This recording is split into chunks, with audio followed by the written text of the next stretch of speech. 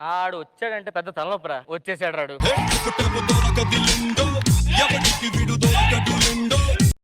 చెప్పు, ఏదో ఏదో ఒక్కటి చెప్పు, ఒక్కటైనా.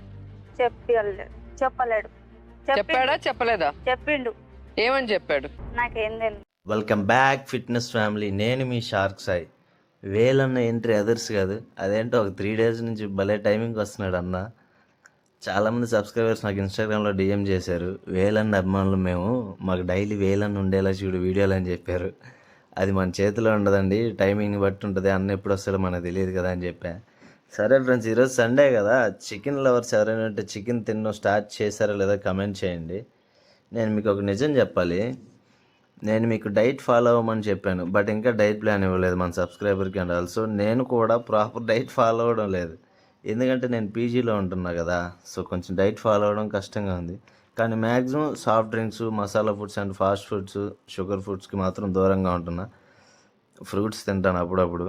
మార్నింగ్ అయితే దోశ, ఇడ్లీ, సాంబార్, చట్నీ ఇలాంటి వీక్లీ మొత్తం కంటిన్యూ అవుతుంది. జస్ట్ ఎక్కువ తిన్నాను, ఏదో ఆకలి లేకుండా ఉండడానికి తింటాను అంతే.